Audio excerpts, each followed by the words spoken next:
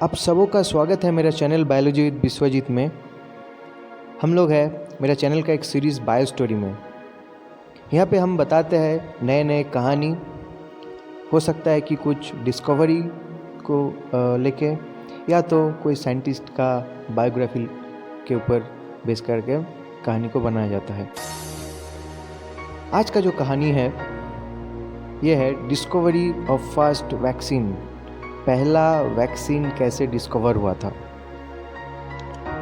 आज हम सब लोग परेशान हैं कोरोना वायरस से और दुनिया के तमाम साइंटिस्ट खोज कर रहे हैं कोरोना के वैक्सीन के लिए। लेकिन और जो अनेकों जो डिजीज़ है, अनेकों जो बीमारी है, वो सबका वैक्सीन पहले ही बन चुका था। तो दुनिया का सबसे पहला वैक्सीन कैसे बनाया गया था, यही हम लोग देखेंगे आज की कहानी में।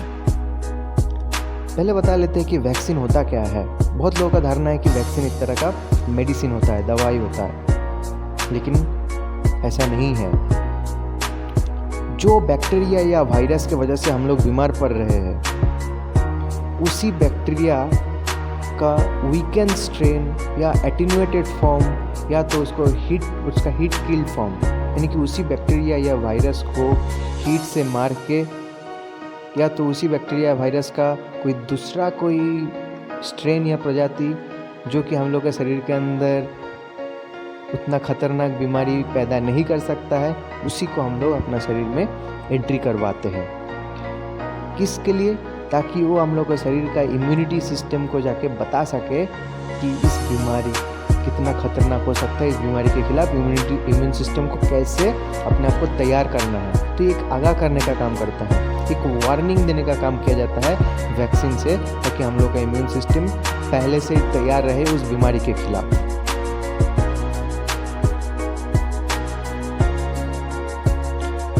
तो यहाँ पे हम लोग आज डिस्कस करने जा रहे हैं। आज का जो कहानी है वो एक British scientist doctor Edward Jenner के ऊपर है, जिन्होंने स्मॉल पॉक्स का वैक्सीन आविष्कार किए थे और इसके लिए आज पूरे दुनिया भर मशहूर है।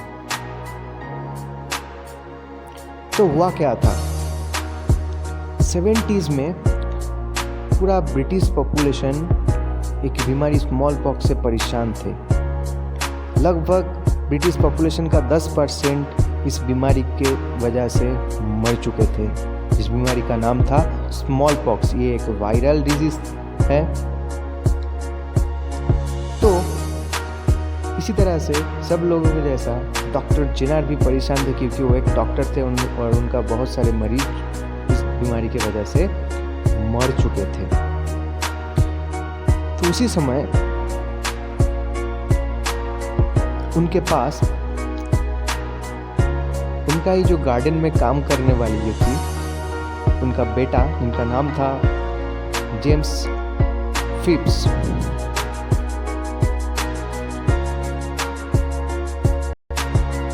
जेम्स फिप्स को लाया गया जेनर के पास और बोला गया किसी भी तरह से मेरा ये जो बेटा है ये मरना नहीं चाहिए, इसको बीमारी नहीं होना चाहिए। तब जेनर पड़ गए सोच में कि ऐसा क्या किया जाए जिससे ये जेम्स फिप्स, ये जो 8 साल का जो बच्चा है, इसको हम स्मॉल पॉक्स से बचा लें। तो बहुत दलील, दस्तावेज, ये किताब उताब ढूंढते ढूंढते उनको एक केस स्टडी मिला था कि पहले भी एक मिल्क मेड, यानी कि जो दूध दोने वाले होते हैं, दूध वाले होते हैं, जो एक मिल्क मेड, वो काउ पॉक्स हो गया था। यानी कि काउ में जो पॉक्स होता है, गाय में जो पॉक्स होता है, ओके। तो काउ पॉक्स से जो इन्फेक्टेड हो गया था मिल्क मेड, उसके बाद उनको स्मॉल पॉक्स से कोई असर नहीं होता था। तो इसी आइडिया को इन्होंने काम में लगा दिए।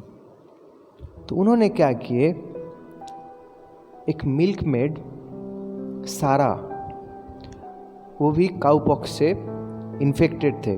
तो सारा का जो देह में, पूरा देह में क्या हुआ था, पॉक्स हो गया था, काउ पॉक्स। तो काउपॉक्स का पास ले लिया, यानी कि काउपॉक्स एक एक जो पॉक्स का जो एक दाना दाना जो होता है ना, उसके अंदर से उस थोड़ा रस इंजेक्शन से बाहर निकल लिए। उस पास को इंजेक्ट कर दिए जेम्स फिप्स के हाथ में, दोनों हाथ में। अब उनको देखना था कि होता क्या है। अब जैसे समय बीतता गया, जेम्स फिप्स क्या हुआ, काउपॉक्स से इन्फेक्टेड हो गया। लेकिन काउपॉक्स ह्यूमन बीइंग का एक वायरस नहीं है, इसलिए उतना ज़्यादा असर उनके ऊपर नहीं कर पाया। फिर क्या हुआ, जिनर ने जेम्स फिप्स के हाथ में स्मॉल पॉक्स का जो वायरस है वो इनोकुलेट कर दिया, यानी कि वो इंजेक्ट करवा दिए, देखने के लिए कि अब ये जो वायरस है ये जेम्स को इफेक्ट कर पाता है कि नहीं। लेकिन जो रिजल्ट मिला वो एक सक्सेस था, यानी कि जेम्स फिप्स स्मॉल पॉक्स से इन्फेक्टेड नहीं हुआ था, क्योंकि वो पहले से ही उनको काउपॉक्स से इन्फेक्टेड करवाया गया था। और काउपॉक्स का जो पस है, यानी काउपॉक्स के अंदर जो काउपॉक्स का जो वायरस है वो जेम्स का शरीर का जो इम्यून सिस्टम है उसको पहले से जागरूक कर दिया था। तो इसके बाद जैसे ही स्मॉल पॉक्स का वायरस उसका शरीर में इंजेक्ट किया गया, शरीर का इम्यून सिस्टम उसको मार दिया। इसी तरह से आविष्कार हुआ था दुनिया का पहला वैक्सीन का।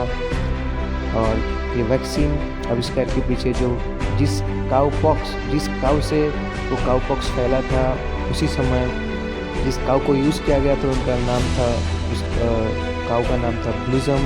और काउ से ही वैक्सीन का नाम दिया गया है वाक्का। काउ का मतलब था वाक्का लैटिन लैंग्वेज में, और वाक्का से आया है वैक्सीन। ये हुआ था 1798 में। और इसके बाद जिनर ने अपने 11 महीने के बेटे रॉबर्ट को भी वैक्सीनेट किए थे स्मॉल पॉक्स के खिलाफ, और भी बहुत सारे पेशेंट को वैक्सीनेट किया गया था। उसके बाद से ये वैक्सीनेशन या इम्यूनाइजेशन का प्रचलन हुआ और आज हम लोग जिनर को जानते हैं।